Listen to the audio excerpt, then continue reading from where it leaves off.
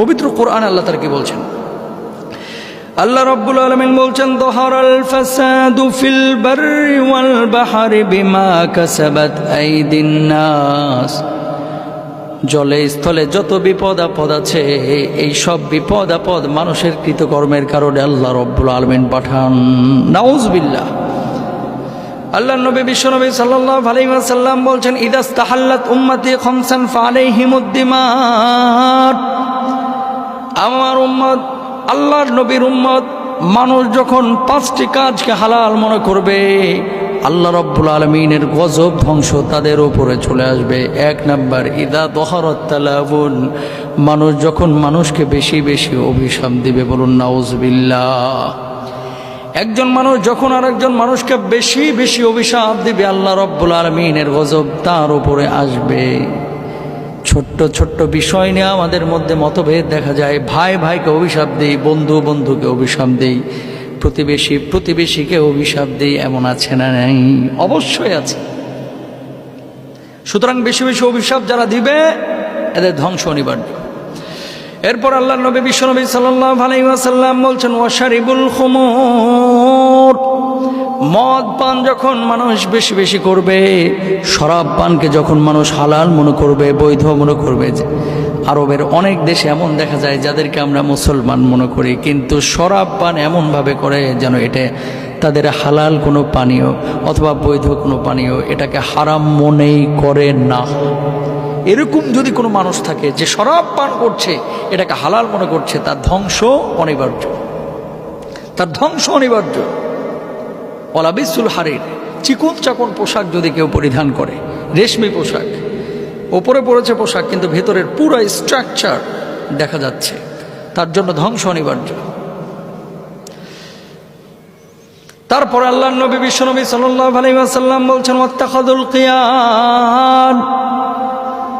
এই সমাজের মধ্যে যারা অশ্লীলতা ছড়ায়, এই সমাজের মধ্যে যারা শৃঙ্খলা মেনটেন করে না, বেহায়াপনা যারা এস্টাবলিশড করে, যারা সমাজের মধ্যে জেনা ব্যভিচারকে প্রতিষ্ঠিত করার জন্য চেষ্টা করে, এই সমস্ত কাজকে কেউ যদি হালাল মনে করে, তাদেরকে আইডল মনে করে, আদর্শের মানদণ্ড মনে করে এবং তাদের কাজগুলোকে স্বীকৃতি দেয়, আল্লাহ রাব্বুল আলামিন তাদের উপরে ধ্বংস পাঠায় দেন, গজব পাঠায় দেন। নাউজুবিল্লাহ। 5 নম্বর, ওয়াত্তাখাযুল খিয়ান ওয়াক্তাফার রিজালু বির রিজাল। নারী নারী আর পুরুষে পুরুষে যদি সমকামিতায় লিপ্ত হয়, আল্লাহ তাআলা তাদের উপরে ধ্বংস পাঠান, গজব পাঠান, আল্লাহ তাআলা তাদেরকে শেষ করে দেন দুনিয়া থেকে। সুতরাং এই কাজগুলো যদি আপনি করেন, আপনার মৃত্যু অনিবার্য, আপনি ধ্বংস হবেন এবং আপনার ধ্বংস হওয়াটা, মৃত্যুটা সুখকর হবে না, সেটা হবে কঠিন। তাহলে এই সমস্ত গুনাহ থেকে আপনাকে আমাকে বাঁচতে হবে। কখনো কখনো বিপদ আপদ আপনার জন্য আসবে পরীক্ষা স্বরূপ। ওয়ালা নাবলুয়ান্নাকুম বিশাইইম মিনাল খাউফি ওয়াল জু ওয়া নাকসিম মিনাল আমওয়ালি ওয়াল আনফুসি ওয়াস সামারাত। আপনার ক্ষেতের ফসল নষ্ট হয়ে যাবে, আপনার সন্তান মারা যাবে, আপনার পিতামাতা অসুস্থ হয়ে যাবে, আপনি ক্ষতির সম্মুখীন হবেন, ধৈর্য ধারণ করবেন। আপনি যদি মুমিন হয়ে থাকেন, আপনি অবশ্যই ধৈর্য ধারণ করবেন। এই পরীক্ষায় আপনাকে উত্তীর্ণ হতে হবে। যদি উত্তীর্ণ হন, আল্লাহ তাআলা কি বলছেন? ওয়াবাশশিরিস সাবিরিন। সুসংবাদ আপনার জন্য, কিসের? জান্নাতের। সুবহানাল্লাহ। এরপরে গুনাহ যদি আপনি বেশি করেন, তাহলে আপনার রিজকের মধ্যে সংকট তৈরি হবে, রিজকের মধ্যে বরকত তৈরি থাকবে না। আপনি হালাল জীবনযাপন করেন, 15,000 টাকায় যে বরকতটা পাবেন, হারাম জীবনের মধ্যে সেটা পাবেন না। সুতরাং গুনাহ যদি আপনি বেশি করেন, জীবনটা সংকটের মধ্যে পড়ে যাবে, রোগ আক্রান্ত আপনি বেশি হবেন, রিজকের মধ্যে বরকত থাকবে না। কাড়ি কাড়ি টাকা আপনি নিয়ে আসবেন, টাকার মধ্যে বরকত পাবেন না। বউয়ের পেছনে শেষ, সন্তানের পেছনে শেষ, আত্মীয় স্বজনের পেছনে শেষ। সুতরাং বরকতময় সুন্দর জীবন যদি আপনি পেতে চান, আপনাকে গুনাহ ছাড়তে হবে। আরেকটি কারণে মানুষ হুমকির মধ্যে পড়ে, ধ্বংসের দিকে চলে যায়, মৃত্যুর মুখে পড়ে যায়, সেটি হচ্ছে লজ্জা যদি তার থেকে সরে যায়। লজ্জা ঈমানের অঙ্গ। আল হায়া ও শুবাতুম মিনাল ঈমান, আমরা সকলেই জানি লজ্জা হচ্ছে ঈমানের অঙ্গ। এখন আপনি যদি লজ্জাশীলতাকে পরিহার করেন, পরিত্যাগ করেন, নিজের ভিতরে যদি লজ্জা না থাকে, আপনি পৃথিবীর বুকে কোনো কাজ বা কোনো গুনাহ করতে আপনার জন্য কঠিন হবে না এবং আপনি সরাসরি নিমজ্জিত হয়ে যাবেন।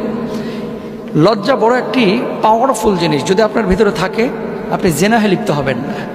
আপনার ভিতরে লজ্জা থাকলে আপনি ব্যভিচারে লিপ্ত হবেন না। লজ্জা থাকলে মদ পান করবেন না। লজ্জা থাকলে মিথ্যা বলবেন না। লজ্জা থাকলে সুদ ঘুষে জড়াবেন না। লজ্জা থাকলে কোনো মানুষের হক নষ্ট করবেন না। যদি লজ্জাশীলতা আপনার ভিতরে থাকে, আপনি জান্নাতি। যদি না থাকে, আপনি ধ্বংস। আপনার জন্য গজব, আপনার জন্য মৃত্যু অনিবার্য। আপনি পৃথিবীতে বেশি দিন টিকতে পারবেন না, কারণ গজব আসবে এবং এই গজবের পরে হয়তোবা আপনার ধ্বংস হয়ে যাবে। আরেকটি বিষয় বলে রাখি, এই পাপগুলো করার পরেও কেউ যদি 100 বছরের হায়াত পায়, 80 বছরের হায়াত পায়, জানতে হবে যে তাকদীরটা তার এইভাবেই লেখা ছিল। আর তাকে আল্লাহ তাআলা সুযোগ দিয়েছে কিয়ামতের ময়দানে উঠে যেন বলতে না পারে, আল্লাহ আমি তো বুঝি নাই, আমার তো সুযোগ দেন নাই, আমি হায়াত পেয়েছি মাত্র 25 বছর, কিভাবে আমি জান্নাতে যাব, জান্নাতের কাজ করব। এই কথাগুলো যেন বলতে না পারে। হয়তো বা আল্লাহ সুবহানাহু ওয়া তাআলা তাকে সেজন্য হায়াত বাড়িয়ে দিয়েছে। প্রিয় বন্ধুরা আমার, সুতরাং আসুন আমরা এই সমস্ত গুনাহ থেকে নিজেদেরকে হেফাজত করি। আল্লাহ তাআলা আমাদের তৌফিক দান করুন। আমিন। আসসালামু আলাইকুম।